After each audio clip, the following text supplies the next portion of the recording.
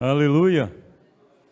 Fico feliz de ver que cada vez o Senhor está devolvendo mais pessoas à congregação. Irmãos, a Ive está espirrando, mas é só, como é que chama aquilo? A Reni que está aí. É a Reni. Glórias a Deus, o Senhor é bom. Algumas pessoas podem achar estranho que a gente não faz apelo para você entregar seus dízimos, suas ofertas. Nós não fazemos, nós não vamos fazer.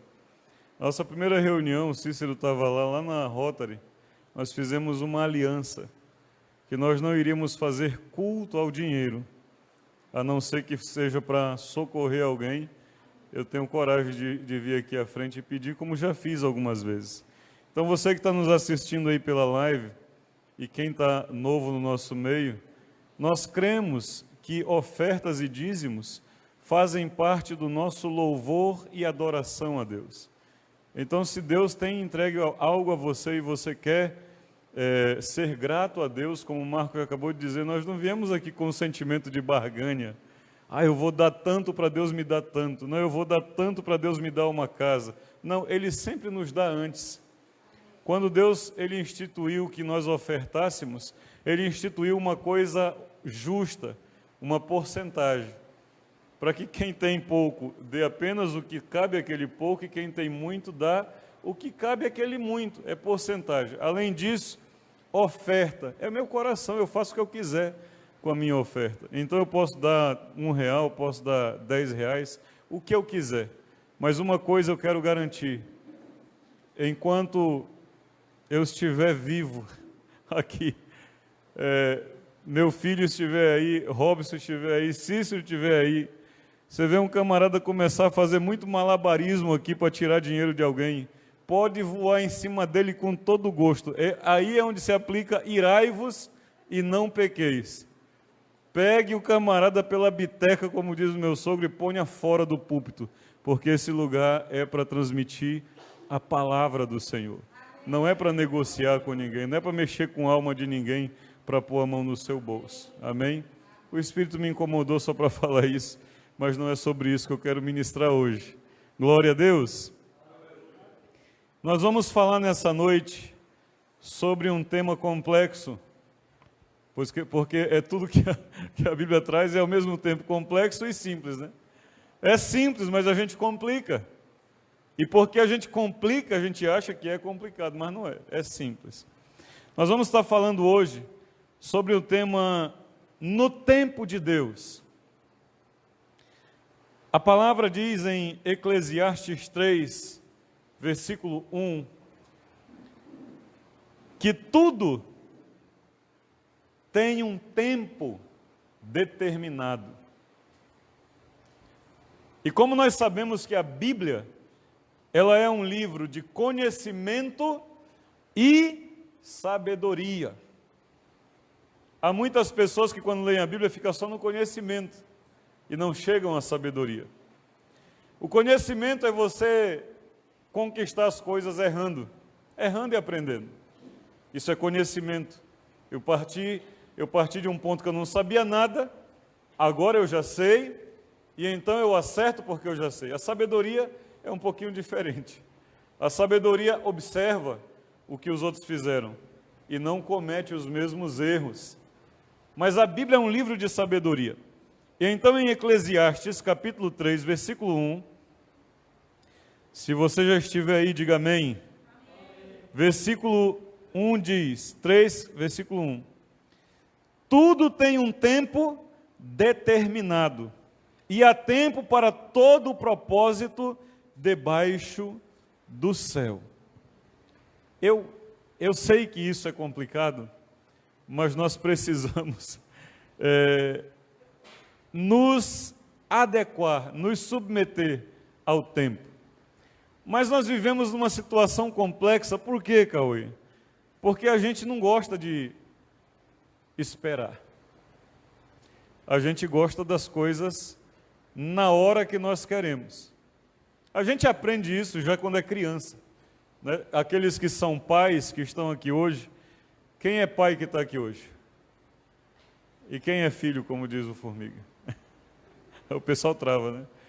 Os irmãos que são pais, mães aqui, sabem que uma criança já traz esses traços sem nunca ninguém ter dito uma coisa para elas, nós nunca falamos nada e ela já é um pouco imediatista, ela já quer as coisas na hora dela. Não é verdade? Eu ouvi esses dias uma coisa interessante. Uma pessoa estava dizendo que ela tomou conta de alguns órfãos que eles não choravam. E por que eles não choravam? Porque eles eram órfãos. E quando eles choravam para mamar, nunca ninguém ia dar de mamar para eles. Então eles entenderam que não adiantava chorar, porque não ia. Só ia na hora que tivesse. Nós, como temos a mãe, né? Menino acabou de mamar, 22 horas. Não, tá, vira para lá, para não dobrar. 22 horas mamou. As mães, né? Porque... Não, eu quero sem vento aqui. Isso. 22h30, o moleque está no berço, chora. A mãe faz o quê? Vai dar. Corre desesperada, atropela tudo, se arrebenta na porta, porque o moleque está chorando e quer mamar. Fazendo isso, nós já estamos ensinando esses indivíduos que somos nós, a sempre ter na hora o que nós queremos. E isso acaba atrapalhando o nosso entendimento para a vida, para o nosso relacionamento com Deus, para as coisas de Deus. Deus ensina a nós através do tempo. Você já parou para observar como é que fica desastrado, desajeitado, ruim, mal, uma coisa fora do seu tempo? A gente não pensa muito nisso, mas fica feio. Você já viu uma menina de 6 anos, 8, 10 anos grávida? Você já viu uma menina de 8, 10 anos de idade grávida? Já viu? É esquisito, queridos. É ruim, é feio. Por quê? Porque não é o tempo daquela criança, está gerando uma outra criança. Tudo que é feito fora do tempo, não é? Você imagine aí colher o tomate fora do tempo. Por que não falar do tomate? Presta? Dá bom dinheiro? Não dá, está fora do tempo. Tudo, queridos, tem que ter um tempo. A tempo ele vai falar aí no Eclesiastes 3, um pouco mais à frente, se você continuasse lendo, não é isso que eu quero focar hoje. Você ia ver que tem tempo para tudo, tempo para chorar, tempo para rir, tempo para nascer, tempo para morrer, tem tempo para tudo, mas as coisas fora do tempo são coisas ruins. Você já viu uma criança aconselhando, você já viu o Rodrigo aconselhando o Cícero? É esquisito, querido, porque o conselho tem que vir dos mais velhos, porque já viveram mais. Muito embora alguns mais velhos não tenham bons conselhos para dar.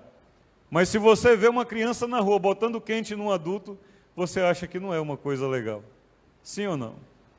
Porque é coisa fora do tempo, não está no seu tempo.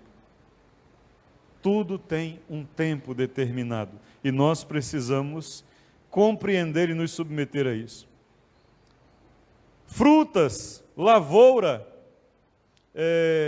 o que mais fora do tempo? O tempo da solda, o tempo da música, muito bom, Marco.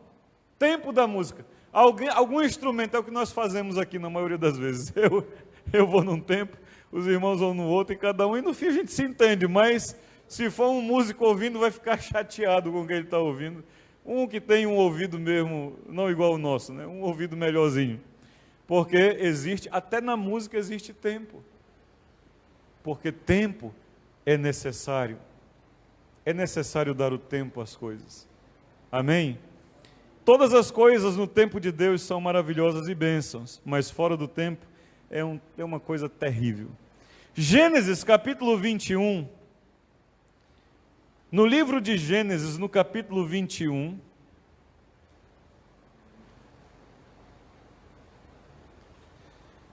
quem está lá, diga eu. Versículo 1. Diz assim, ó, visitou o Senhor Sara. Visitou o Senhor a Sara, como lhe dissera, e o Senhor cumpriu o que lhe havia prometido. Sara concebeu e deu à luz um filho a Abraão, na sua velhice, no tempo determinado de que Deus lhe falara. Se a gente pensar no contexto atual, uma mulher aos 90 anos de idade tendo um filho está fora do tempo. Aí começam as complexidades do nosso eu no relacionamento com Deus. O tempo de Deus é diferente do meu tempo. Eu preciso compreender para viver bem nesse relacionamento com Deus que o tempo de Deus é diferente do meu tempo. O tempo de Deus é o tempo dele. Ele diz que para ele um dia é como 1000 anos e 1000 anos como um dia. O salmista Davi diz: aquieta minha alma e espera em Deus. Nós temos que brigar, queridos, porque a nossa alma quer apressar as coisas. Nós queremos fazer as coisas no nosso tempo. Mas aqui a Bíblia está dizendo que Sara, não no tempo dela, mas no tempo determinado por Deus, ela concebeu o filho que o Senhor havia prometido. Coisa boa, né? Esperou em Deus? Não, ela não esperou em Deus. Nós vamos ver no mesmo livro de Gênesis, e aqui eu quero apenas narrar, você volta alguns capítulos para o 16, e você vai ver que analisando a situação, ela vai achar que aquilo que Deus havia prometido está fora de tempo. Ela, Sara, junto com o seu esposo, analisa a situação. Já havia passado cerca de 10 anos, desde que eles haviam recebido a promessa. Eles estão passados os seus dias e ela está preocupada. E aí ela tem uma excelente ideia, que a maioria de nós também tem. Eu vou dar uma mãozinha para Deus. Eu vou dar uma ajudinha, porque o tempo de Deus não está muito bom não para mim, eu vou ter que fazer alguma coisa. Ela tem uma excelente ideia, Cício. Ela resolve pegar uma das servas dela, uma das empregadas dela, egípcia, que ela já havia ganhado na primeira visita deles lá no Egito, porque foi fora de tempo também,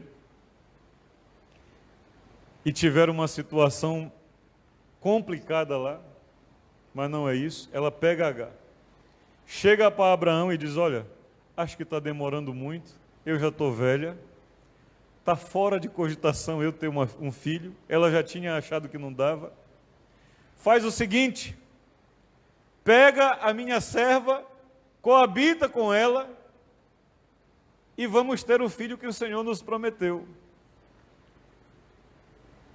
Aqueles que conhecem a história sabem o resultado dessa mãozinha que ela deu. Ela não, eles, né? Porque vamos convir que Abraão também... O que você acha, Bel? Abraão gostou da ideia, não gostou? Deixa eu pegar essa tua empregada e vou... Cabinha sem vergonha também. É, Cauê. Nós é do mesmo jeito, Cauê. Nós precisamos ter uma outra atitude diante de Deus.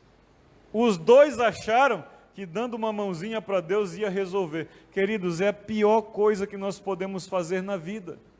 A pior coisa é nós tentarmos ajudar a Deus, porque, queridos, Ele é Deus, Ele é soberano, Ele conhece o nosso amanhã, mais do que o nosso passado.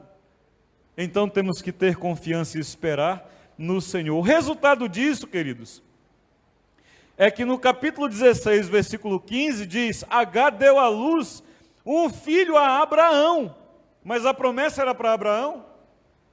Sim ou não? Era? Era para quem a promessa? Para Abraão e Sara. Era para os dois?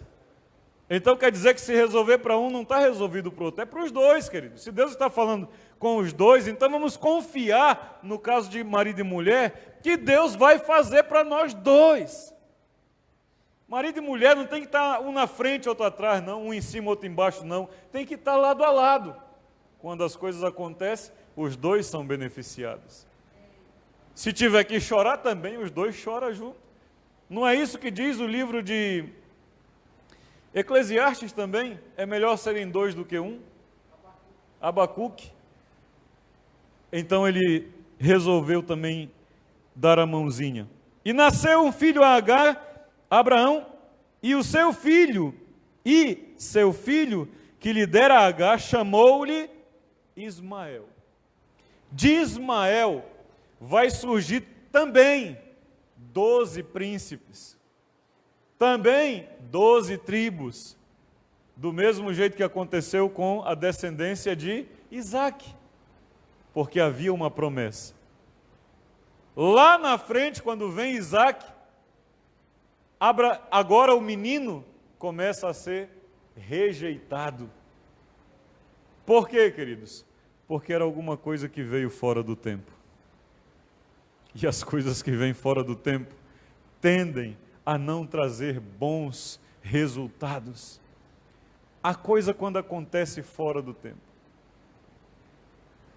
Aí eu vou construir tal coisa. Por que não deu certo ainda? Deus sabe o tempo certo. Ele está te amadurecendo. Ele está trabalhando em você. Eu gosto da questão do oleiro, Bel e Kevin, porque a Bíblia diz que o Senhor, como oleiro, Ele não nos quebra. Ele não quebra e joga os cacos. Ele esmiuça. Ele faz barro de novo.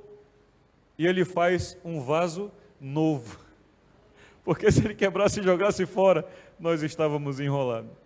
Nós já estávamos perdidos há muito tempo. Mas aí, esse processo leva tempo. Esse processo é doloroso. Porque aquilo que já estava quase pronto tem que ser refeito, queridos. E isso leva tempo. Amém?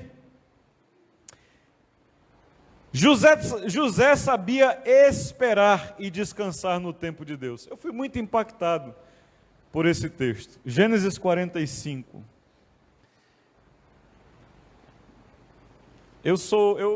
A Bíblia toda eu sou apaixonado por ela, mas tem uns livros que marcam a gente, né? Gênesis é um para mim. Gênesis é tremendo. Aí no 45 de Gênesis, nós vamos encontrar a história, parte da história de José, que começa um pouco antes, com José tendo os sonhos, as promessas de Deus e tudo mais, que eu acredito os irmãos saberem.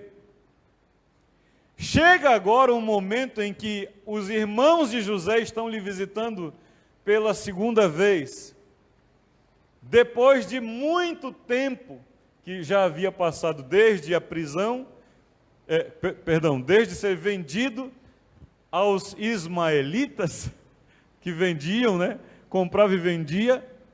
Agora ele está na casa de Potifar, quando a patifona bota em cima dele, e ele acaba indo para a cadeia, mais 2 anos na cadeia, e agora Deus exaltou a ele já está cerca de 7 anos governando, e a Bíblia diz que ele seria rei sobre a sua família. Aí eu fico imaginando o seguinte, deixa eu ler o texto para me pensar junto com você. Vamos ler a partir do 3. E disse a seus irmãos, eu sou José, vive ainda meu pai? E seus irmãos não lhe puderam responder porque ficaram atemorizados perante ele. Disse José a seus irmãos, agora chegai-vos a mim. E chegaram-se. Então disse, eu sou José, vosso irmão, a quem vendeste para o Egito. Agora, pois, não vos entristeçais, nem vos irriteis contra vós mesmos, porque por me haverdes vendido para aqui. Porque, para conservação da vida, Deus me enviou adiante de vós. Agora vamos pensar aqui. Deixa eu pensar com o Mandacaru aqui. Ô Mandacaru, os cabas me venderam. Deus me deu um sonho que eu vou reinar sobre eles. Que eu vou ser rei sobre eles. Aí eles me vendem. Eu passo um tempo de escravo na casa de um rei, de um príncipe, de um general do exército. Depois passo outro tempo na cadeia. Mas agora eu fui exaltado ao homem mais importante de todo o reino do Egito. Ele era o segundo, só o rei, só o faraó era maior do que José. Na nossa condição, o que nós faríamos? Ficaríamos quietinhos? Ou iríamos bater lá em casa e dizer, olha, e ia também de carro, né? Não ia a pé não. Ia chegar cantando o pneu ou não ia? Porque Deus disse que Ele ia governar, sim ou não? Disse, não disse? Agora que eu estou por cima, você conhece alguém que já fez isso ou não? Que foi humilhado e na hora que ele teve um cisquinho de alguma coisa, ele veio bater no peito na frente dos outros e dizer que tinha, que era isso, que era aquilo, que não sei o que mais. Sim ou não? As pessoas fazem. Mas eu fico admirado com José. Porque mesmo podendo fazer isso, ele não fez. Aqui nós já podemos contar cerca de 11 anos desde que ele saiu de casa. Mais ou menos. E ele não voltou. Ele esperou. Havia uma promessa de quem para José? Uma promessa de Deus. Então, se quem disse foi Deus, eu não tenho que fazer nada para ajudar Deus, a não ser confiar nele e esperar nele. Nós podemos muitas vezes fazer do nosso jeito. A gente consegue. A gente consegue dar jeitinho em um monte de coisa. Só que o jeitinho que nós damos vai ser destruído, querido. Sempre o jeitinho que nós damos será destruído, ele não permanece. Porque nós não esperamos o tempo de Deus. Aqui nós vemos o exemplo de um homem que mesmo tendo sido rejeitado pela sua família, desacreditado pela sua família, vendido pelos seus irmãos, escravizado, aprisionado, no momento que ele foi levantado por Deus, não foi Faraó que levantou ele, ele se conteve, e ele não saiu atirando para todo lado. Agora, no momento que ele pode humilhar, ele diz, irmãos, não vos atemorizeis, olha, ei, não se preocupem, não foi vocês, foi Deus que me enviou à frente de vocês. Alguém que sabia esperar em Deus. Alguém que sabia viver no tempo de Deus. O que é que nós estamos preocupados hoje? O que é que está tirando o nosso sono, Eric? Deus tem um tempo. Eric, 20 anos, Eric. Eu casei com essa idade. Será que já está no tempo? Olha. Há um tempo de nós errarmos. Há um tempo de casar. Quem não casa no tempo, não casa mais, irmãos. Eu costumo dizer que o tempo de casar é entre 20 e 30 anos. Se você não casar nesse tempo, depois fica mais difícil. Porque você fica muito calculista, você fica muito meticuloso, você já está querendo a pessoa perfeita não existe. Então você tem que começar a fazer as coisas no tempo. Mas você está numa idade que você pode errar, que você pode experimentar, mas você precisa aprender.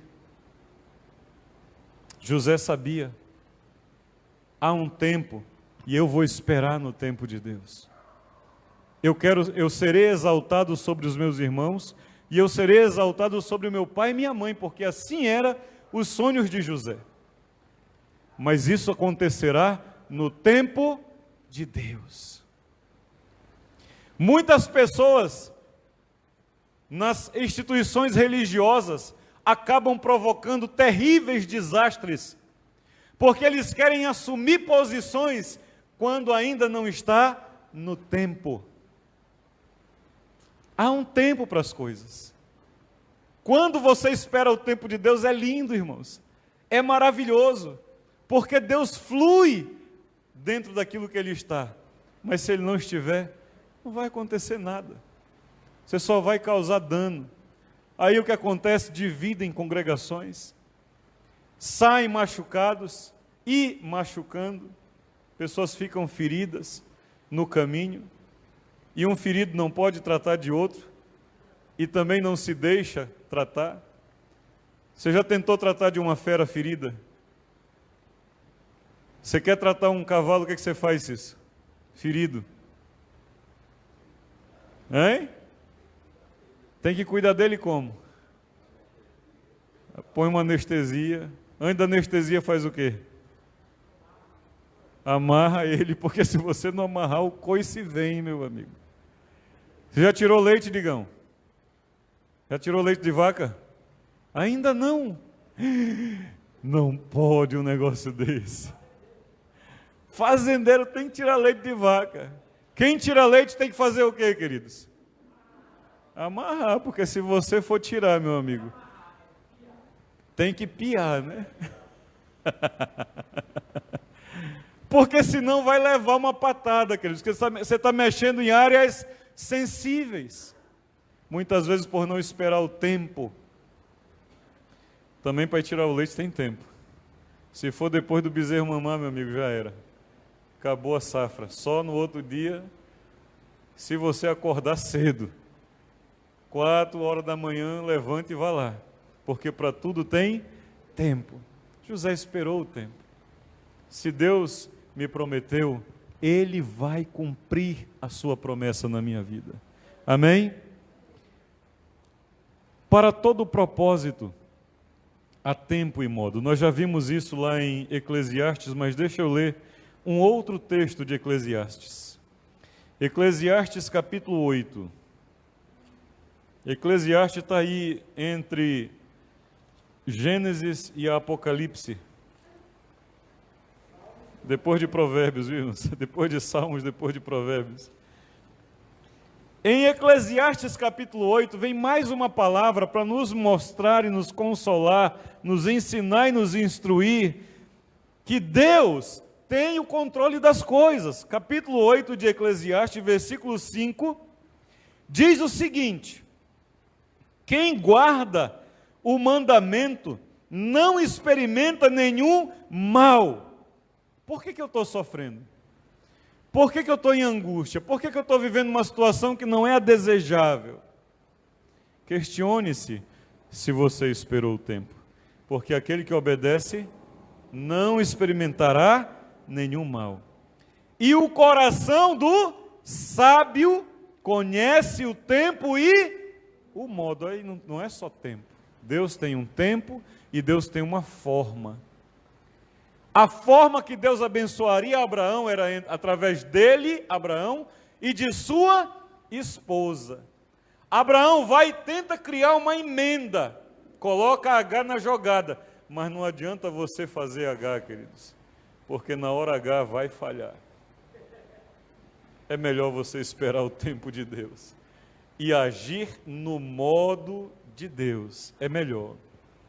Porque, versículo 6, porque para todo propósito há tempo e modo, porquanto é grande o mal que pesa sobre o homem. Deus tem o jeito dele e o tempo dele.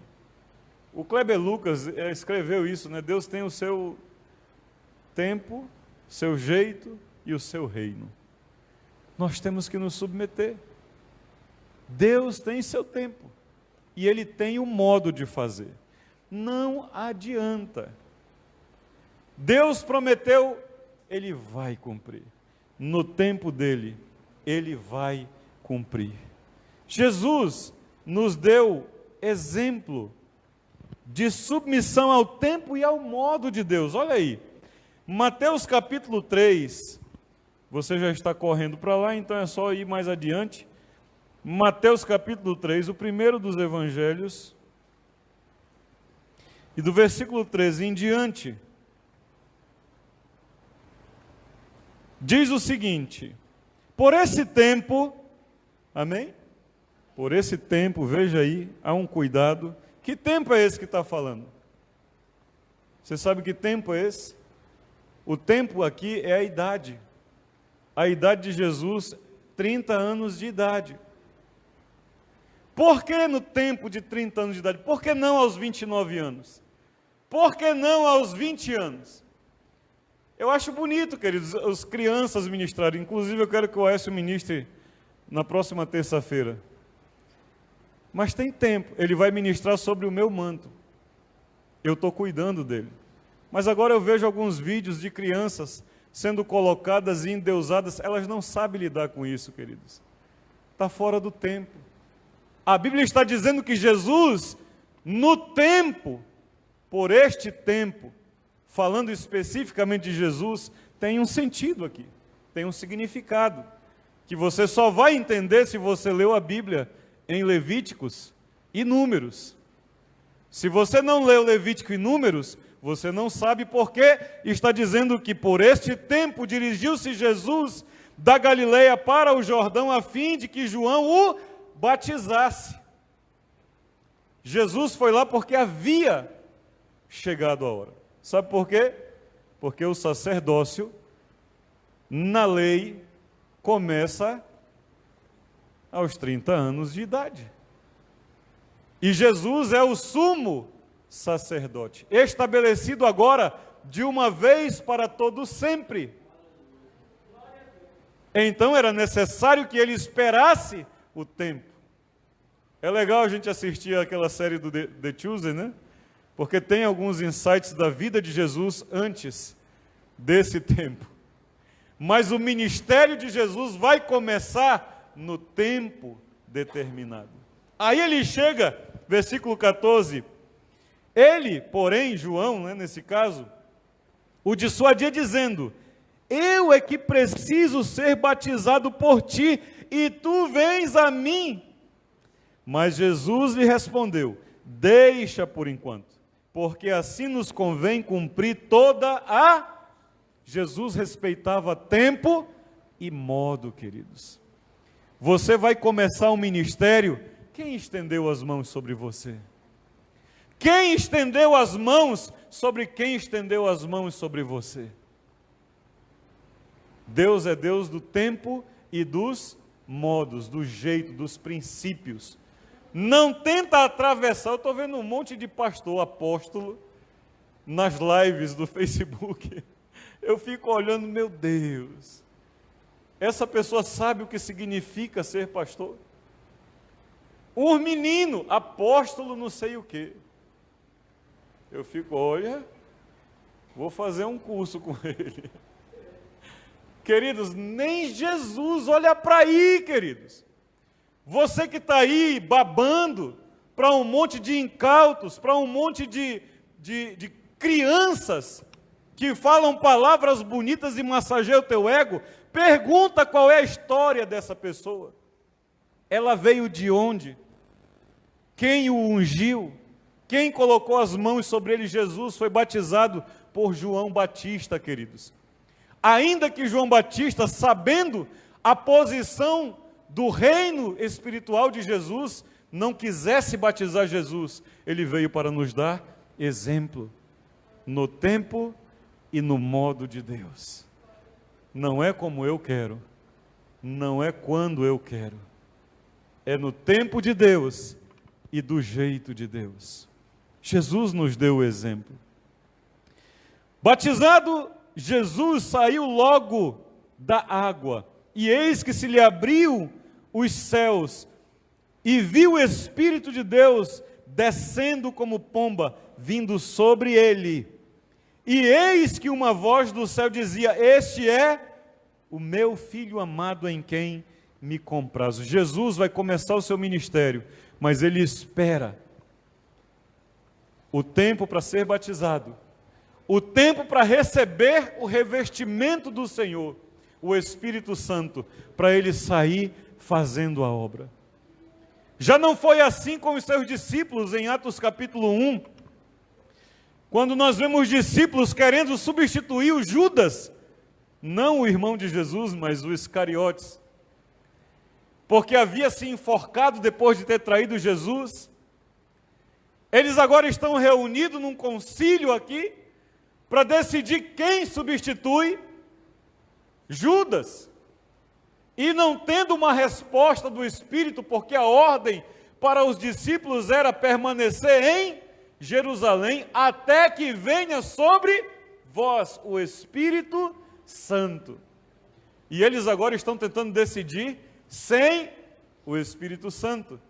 Então eles oram, jejuam, se consagram, mas não têm resposta. Mas como eles haviam pensado em dois, José, não era?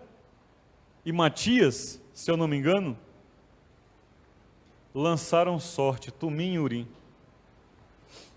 ainda na lei. Vamos lançar o Tumim e Urim. Não que nós não possamos fazer hoje, na direção do Espírito, já fizemos eu e o Marco aqui em Maceió. Estamos hoje aqui nesse lugar por causa de Tumim e Urim. Senão eu estava quebrando a cabeça lá na Rotary ainda. Tu lembra disso? O Marco lembra da história. O Marco vai lembrar da história, vocês têm que lembrar. Porque daqui a pouco Deus vai fazer o que Ele quer fazer nas nossas vidas, no seu tempo. E alguém vai chegar e vai nos questionar. Por que que o Cícero está sentado ali? Por que que o Robson? Por que que a Ive? Por que que o Formiga? Por que que o Cauê vai tocar o baixo, mesmo tendo o melhor baixista do Brasil congregando aqui? Porque tem uma história. E nós não podemos esquecer da nossa história. Amém, queridos? Porque tudo tem tempo e tem modo. Então eles vão e decidem por Matias, Tumim e Urim. Você já viu o nome de Matias em um outro texto bíblico, além de Atos capítulo 1? Você já viu? Não. Qual é o outro nome que você vê? Hã? Apóstolo chamado fora do tempo. Qual é o nome que você ouve? O nome de Paulo. O apóstolo Paulo, porque agora no capítulo 2 de Atos dos Apóstolos vai acontecer o quê?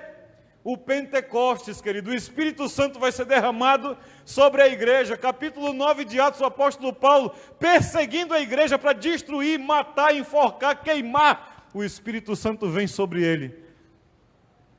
E ele é agora o 12º apóstolo, como um chamado fora do tempo, porque Deus tem o tempo dele e o modo dele. Ainda que os discípulos tentaram fazer do seu jeito, ainda que os discípulos tentaram fazer no seu tempo, o apóstolo foi chamado no tempo apropriado, e a pessoa certa, do jeito certo, não como eu quero, não como você quer, mas do jeito de Deus, e no tempo de Deus, nós vamos fazer proezas em o nome do Senhor Jesus. No seu tempo não, Formiga. No seu tempo não, Robson. Se Deus quiser, Ele te põe dominando aquela ceasa todinha, mas é se Ele quiser, para um propósito. Se Ele conseguiu te quebrar, se Ele conseguiu te moldar, fazer mais fino do que o ouro refinado pelo fogo, aí você vai chegar aos lugares que Ele quer. Fora disso, queridos, não tem jeito. É no jeito de Deus e no tempo de Deus. Esquenta não que o nosso salão vai estar no topo do monte. O melhor monte que tiver das Alagoas aqui de Maceió, é lá que nós vamos construir o nosso local de culto. Jesus deu exemplo, Ele esperou, os discípulos não souberam esperar. Em João capítulo 2, nós encontramos um outro clássico exemplo de tempo e modo de Deus. Mas pode pôr o dedo aí em Mateus, que nós vamos voltar para Mateus 4. Mas vamos agora em João capítulo 2. Quando Jesus estava aqui na festa, e agora aqui, ele já havia sido batizado. Ele já havia sido exaltado por Deus com o Espírito Santo. E agora ele está numa festa com os seus discípulos, uma festa de casamento. E aí chega um momento em que acaba o vinho. E a mãe de Jesus chega a ele e diz, capítulo 2, versículo 3. Tendo acabado o vinho, a mãe de Jesus lhe disse, eles não têm mais vinho. Mas Jesus lhe disse, mulher, que tenho eu contigo? Ainda não chegou a minha hora. Nós sabemos que Ele vai fazer o milagre, mas Jesus não está desatento. Ele está atento, porque há um tempo e há um modo para fazer as coisas, mesmo sendo tentado. Você acha que Jesus gostava da mãe dele? Quem acha que Jesus amava a Maria? Quem acha? Meu amigo, se ele ama um mal acabado igual eu, imagina a mãe dele. Se ele amou um mal acabado igual eu, Cícero, quanto mais a mãe dele. A mãe veio pedir, queridos. É tentação ou não é?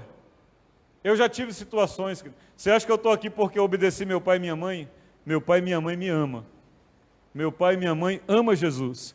Mas quando eu disse que vinha para Alagoas, eles disseram, não faz isso com a tua vida. Não faz isso com a tua família. Você vai ter que chegar a hora que você vai ter que saber o que você tem que fazer para obedecer a Deus, para obedecer o tempo chamado de Deus.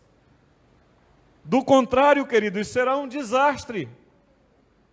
As condições eram as melhores possíveis, mas sem estar no tempo de Deus, do jeito de Deus, pode ter as melhores condições, será um desastre. Você está no lugar que as condições são as piores possíveis, as circunstâncias piores possíveis, mas você está no tempo de Deus e no jeito de Deus, vai ser uma bênção. Você vai prosperar, você vai conseguir, você vai conquistar, porque não há melhor coisa do que andar com o Senhor, em obediência a Ele. No Mateus capítulo 4, ele vai ser tentado de novo na palavra, queridos. E aqui eu já quero ir para encerrar esse tempo com você. Todos nós conhecemos o texto inicial de Mateus capítulo 4, que é as tentações, não é isso? A tentação de Jesus. Diz aí que logo depois dele ter ouvido, este é o meu filho amado, em quem me comprazo. Ele vai ser levado para o deserto, segundo a narrativa de Lucas, para ser tentado. Já pensou, Kevin? Você vai, é como um homem sair para a guerra, você sabe que vai para morrer, matar ou morrer. Você sabe que vai ter fome, você sabe que você vai se ferir. A Bíblia está dizendo que o Espírito Santo pegou Jesus para levá-lo ao deserto, para que ele fosse tentado. E ele foi. Passou 40 dias e 40 noites sendo tentado. Mas ele não cedeu. Agora, no final do seu tempo, porque vai chegar um próximo tempo, esse tempo de deserto é um tempo de se esconder, é um tempo de buscar, é um tempo de se aperfeiçoar. E Jesus vai para um tempo de se expor, de estar na frente das pessoas, mostrar o reino de Deus para as pessoas. E Satanás sabia que isso seria algo tremendo e poderoso, que vidas seriam libertas, e eu e você estaríamos hoje aqui, por causa daquilo que estava acontecendo lá há mais de 2000 anos atrás. Diz então que Satanás começou a tentar Jesus. Versículo 3 diz, então o tentador, aproximando-se, lhe disse, se és o filho, manda que estas pedras se transformem em pão. Satanás sabe o que eu estou pensando? Sim ou não? Mas ele sabia que Jesus estava com fome. Sim ou não? Como que ele sabia? Observando 40 dias, ele não comeu nada. Então ele é o tentador, mas ele não põe a tentação dentro de mim. Ele é o tentador porque ele expõe situações para que eu ceda às tentações que estão dentro de mim, criadas por mim mesmo. De repente, aconteceu. Conversa fiada. De repente, pequei. De repente, roubei. De repente, menti. Não, queridos. Já estava lá. Mas o tentador é observador. E ele vai e coloca a situação. Ora, ele está ali observando. 40 dias e 40 não comeu nada. Qual é a primeira pancada que eu vou dar? Comida. Não é possível que ele não esteja com fome. Mas a Bíblia diz que Jesus sentiu fome. Não creio que Jesus disse. Mas Satanás é observador. Quando você diz, eu não consigo tal coisa, ele está ouvindo. Quando você diz, eu nunca vou mudar tal coisa, Satanás está ouvindo. E ele está batendo palma, pegando tudo que você está dizendo. 4. Jesus, porém, respondeu, está escrito, não só de pão viverá o homem, mas de toda a palavra que sai da boca de Deus. Jesus sabia que não estava no tempo de ele fazer nada. E não era o jeito. Por que eu vou fazer? Vou fazer para mostrar. Você vai ver se aqui tem profeta ou não. Você vai ver se aqui tem Deus ou não. Querido, respeita o modo de Deus. Respeita o tempo de Deus. Em nenhum lugar você vai ver na Bíblia os sacerdotes e levitas sendo levantados para amaldiçoar. Aliás, quando eles saem para amaldiçoar, eles são quase que decepados pelo anjo do Senhor. Porque quando Deus levanta nossas vidas, Deus está levantando uma nação para abençoar. Calma, não abra a sua boca para amaldiçoar. Se não tiver algo bom para dizer, o que você faz? Cala. Fique calado. É melhor. Porque Deus nos chamou para sermos abençoadores. Há um tempo. Não importa que venham te tentar. Transforma água em vinho, não é meu tempo. Transforma a pedra em pão, não é o tempo. Não é assim. Não é o modo de Deus. Calma. Deus tem um tempo e Deus tem um modo. Ele vai fazer no tempo dele e no modo dele. Então o diabo, versículo 5, levou a santa cidade, ou a cidade santa, depende da versão, colocou-o sobre o pináculo do templo e lhe disse, se és o filho de Deus, atira-te abaixo, porque está escrito aos seus anjos, ordenará a teu respeito que te guardem, e eles te susterão nas suas mãos, para não tropeçares em alguma pedra. Olha, mexendo com o orgulho, com o ego. Que é isso, rapaz? Deus não quer isso para você, não. Deus quer outra coisa.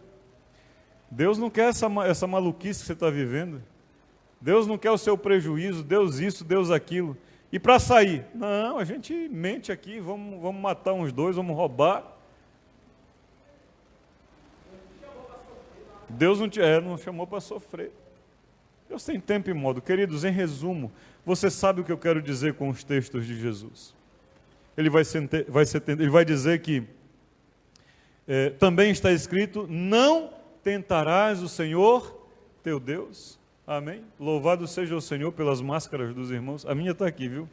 Depois eu uso. Não vou tentar. Não vou desafiar. Porque Deus tem um tempo e tem um modo. Amém? Amém, minha amada? Deus tem um tempo dele. Deus tem um jeito dele. E aí Satanás então vai apelar para soberba, para lascívia, para amor ao dinheiro, às coisas. Levando ele, mostrando todos os reinos da terra e dizendo, tudo isso será teu se prostrado me adorares. E quem tem Deus, queridos, sabe o que tem. Quem pertence a Deus, sabe ao reino que pertence. E não há nada, nem nesse mundo, nem no porvir, que possa ser maior do que você está em Deus. Pode te oferecer a maior riqueza do mundo para você abandonar Deus.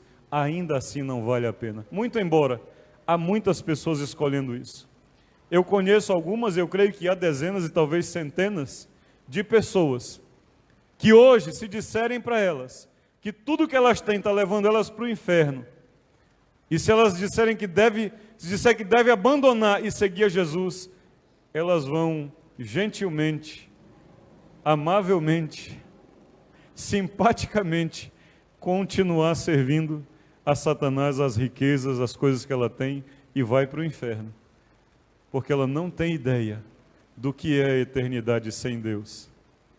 Mas aqueles que temem ao Senhor sabem perfeitamente. Para concluir, queridos, eu quero ler com vocês Eclesiastes 3, antes de Salmos, Eclesiastes 3,14, diz assim: sei que tudo quanto Deus fez durará eternamente. Eu devo ou não devo seguir no tempo de Deus? Kevin, porque tudo que Deus vai fazer para mim e para você é para sempre. O que eu tentar fazer com a minha mão vai passar. O que eu tentar conquistar do meu jeito vai ficar. Mas aquilo que eu tiver em Deus é eterno. Nós vimos na outra ministração que uma das características que eu jamais posso esquecer é que Deus é eterno. E tudo que eu tenho nele vai durar para sempre. A enfermidade que me assola vai acabar. A fome que eu posso sentir um dia vai passar. A necessidade que eu possa ter vai acabar. Mas a minha vida com Deus é para sempre. Aleluia. Sei que tudo quanto Deus fez durará eternamente. Nada se lhe pode acrescentar e nada se lhe tirar. E isto fez Deus para que os homens temam diante dele. E tolo é aquele que não teme. E tolo é aquele que não procura conduzir a sua vida no tempo e no modo de Deus. Capítulo 31 de Salmos, versículo 24, é o meu conselho para mim mesmo, para os irmãos que estarão nos assistindo, os que estão e os que estarão nos assistindo. Salmo 31, versículo 24. Sede fortes e revigore-se o vosso coração. Ive, é duro esperar. É duro. Mas nós vamos ter que esperar. Eu estou esperando. Esses dias eu tive um tempo ruim mesmo, para o meu coração, de um irmão meu, irmão de sangue, filho do mesmo pai e da mesma mãe. Mas eu sei que o Deus que me alcançou vai alcançar ele. Talvez não no meu tempo. O formigão lá, o formiga velho. Deus tem um tempo. Talvez não é o meu. Talvez no meu tempo viria e sairia. Talvez no meu tempo não vai dar certo. Deixa o tempo de Deus. Ele diz a mim que se eu buscar o reino de Deus em primeiro lugar, as outras coisas vão ser acrescentadas. Então revigora o teu coração. Eu sei que é difícil esperar, a casa vai vender, mas espera, ainda que não é no meu tempo. Fortalece o coração de novo. Ora de novo como nos primeiros dias. A gente vai pedindo e porque o tempo vai passando, a gente vai perdendo aquela gana de orar. Ora de novo do mesmo jeito. Faz de novo como era no início. Renova, revigora o teu coração. Vós todos os que esperais no Senhor. Quem espera no Senhor? Isaías 40, né? Os que esperam no Senhor são como as águias. Correrão e não se cansarão. Voarão. Como é? Cadê o texto? Isaías. Não achou não. Somos aqueles que esperam no Senhor, que renovam as suas forças. Deus tem seu tempo e o seu modo. Não tente do seu jeito. Não pense que você sabe que você consegue. Deus sabe de todas as coisas. Vamos confiar nele? Amém? Vamos esperar nele? Quando acontecer muito enfeitadinho, muito jeitinho, pergunte se Deus é esse o teu jeito? É o Senhor que está aí ou não? Amém? Vamos ficar de pé em nome de Jesus. Eu quero orar com você, porque talvez o teu coração tenha desfalecido em algumas situações, porque você olha e pensa, meu Deus, tanto tempo, Senhor, o que eu faço? Tenho pedido tanto, eu tenho orado tanto, clamado tanto, e eu não vejo resposta. Saiba de uma coisa, o silêncio faz parte da música. Ive, o silêncio faz parte da música. Ainda quando a orquestra não toca nenhum instrumento, o maestro está lá, regendo. Ainda que você não está ouvindo nenhum som, ainda que você não está ouvindo nenhum acorde, parece que não estás tendo resultado nenhum. Saiba de uma coisa, o maestro do universo continua regendo a minha e a sua vida, e Ele vai levar para o grande final, aonde o seu nome será glorificado e exaltado pelo que Ele vai fazer na minha vida, na sua vida, na vida daqueles que você ama, na vida de todos aqueles que você tem clamado em o nome de Jesus.